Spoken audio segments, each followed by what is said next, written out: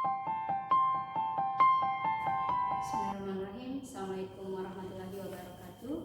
Alhamdulillah, pada hari ini kita akan melaksanakan praktikum mata kuliah teknologi pengemasan bahan pangan, khususnya hasil-hasil perikanan.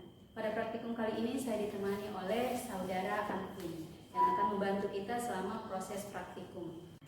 Baik, pada praktikum mengenai kemasan pada kali ini tujuannya untuk melihat perbandingan daya simpan produk dengan menggunakan kemasan plastik yang berbeda.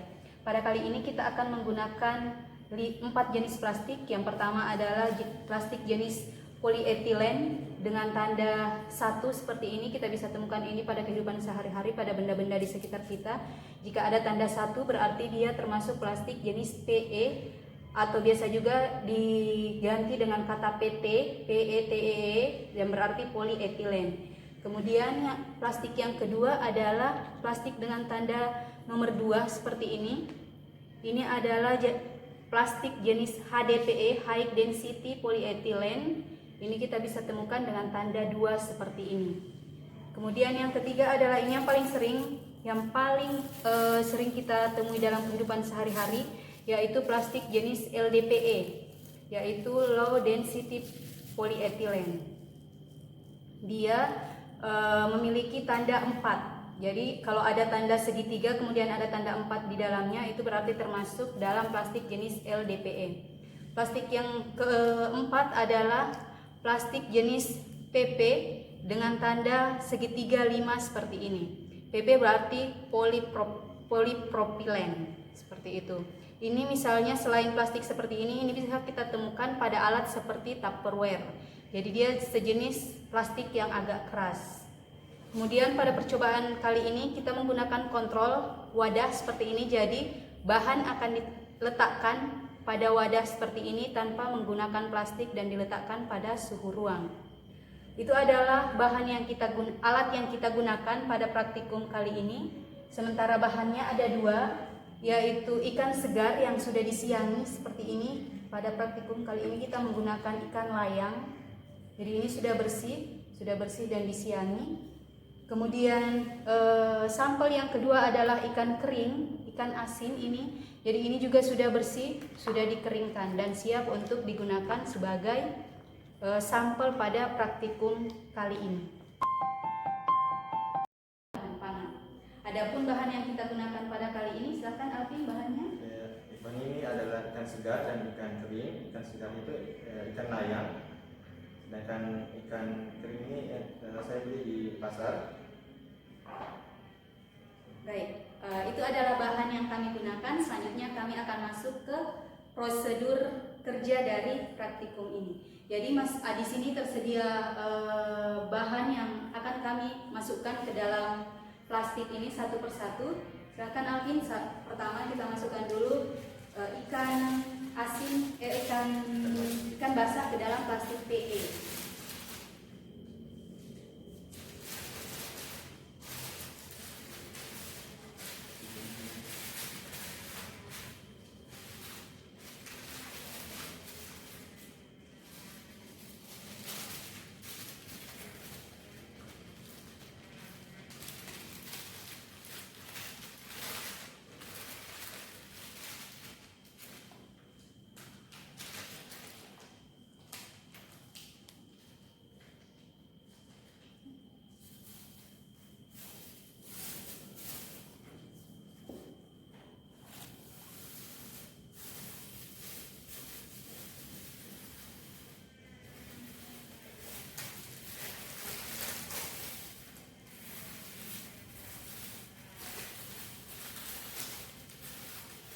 Jadi saat ikan telah dimasukkan ke dalam plastik, kita usahakan menutup plastik ini dengan rapi. Ini untuk mencegah agar tidak ada mikroba dari luar yang masuk ke dalam plastik dan mengganggu selama proses penyimpanan.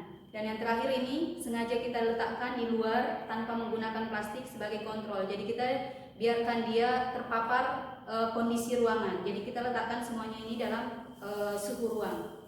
Selanjutnya ikan asin.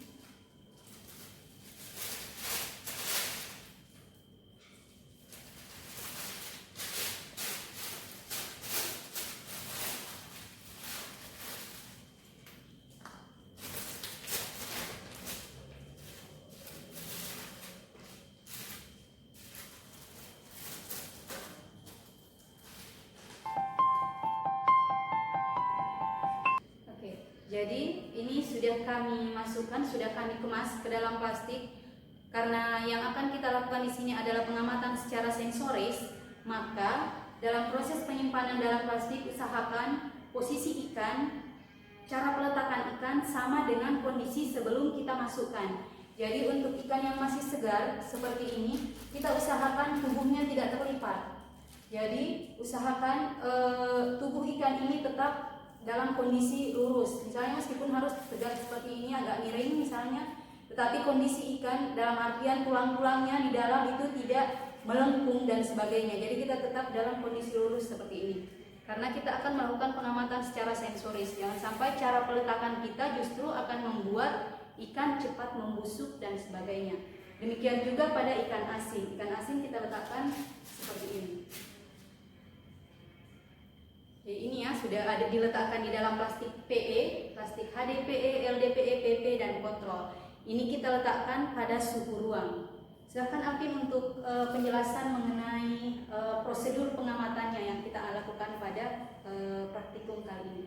Untuk ikan segar sendiri, bagaimana Alvin? Jadi untuk ikan segar pengamatannya itu dilakukan 1 jam untuk 1 kali 24 jam.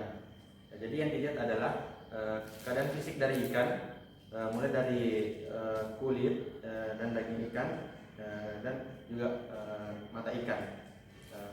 Itu untuk pengamatan sensorinya. Jadi tiap 1 jam ya diamati, tiap 1 jam apa saja perubahannya. Tapi sebelum masuk ke 1 jam, jadi tadi sebelum kita masukkan ke plastik ini, teman-teman harus melakukan pengamatan awal dulu. Bagaimana sih kondisi awalnya sebelum dimasukkan ke dalam plastik? Jadi catat. Jadi ini namanya T0 ya, misalnya waktu sebelum dimasukkan ke plastik itu dicatat bagaimana kondisinya. Jadi setelah 1 jam dimasukkan ke dalam plastik, baru kita amati lagi. Seperti itu. Oke, kalau untuk ikan asin sendiri, ikan kering, bagaimana Alvin? Ya, jadi untuk ikan kering sendiri ini, kita tahu bahwa ikan kering ini adalah bahan ikan yang diawetkan. Jadi untuk pengamatannya ini membutuhkan kira-kira waktu beberapa hari, mungkin 1 bulan, tapi tergantung dengan kekeringan ikannya. Nah, itu saja.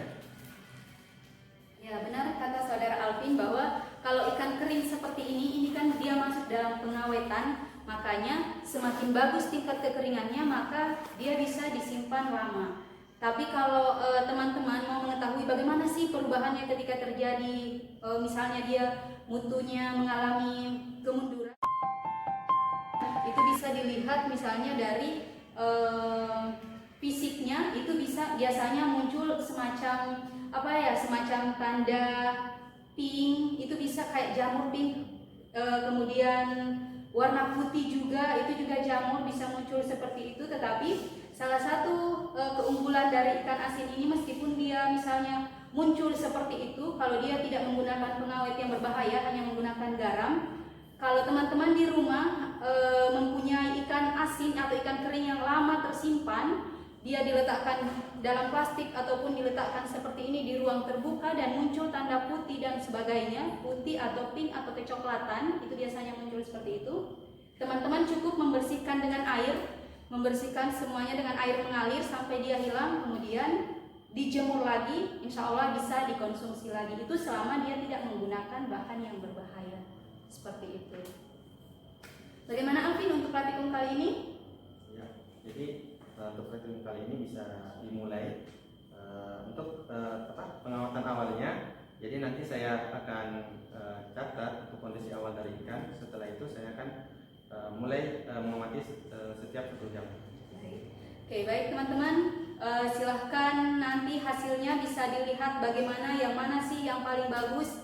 Ini praktikum kita tidak letakkan di dalam di dalam pendingin ya. Jadi kita letakkan di suhu ruang ini sebagai salah satu jalan yang kami tempuh untuk memberikan sedikit edukasi ke masyarakat, karena tidak semua masyarakat memiliki mesin pendingin, misalnya kulkas dan sebagainya. Tetapi kami harap melalui praktikum kali ini ada satu solusi yang bisa kami berikan agar misalnya ikan yang mereka beli dan belum sempat dikonsumsi saat itu juga mungkin bisa ditunda sampai beberapa jam dengan meletakkan di dalam kemasan tertentu. Kami harap apa yang kami lakukan pada kali ini, praktikum kali ini bisa memberikan sedikit ilmu kepada rekan-rekan sekalian dan bisa diperhatikan di rumah. Terima kasih Alvin, terima kasih semuanya. Kami akhiri dengan ucapan wabillahi taufiq wal hidayah. Assalamualaikum warahmatullahi wabarakatuh.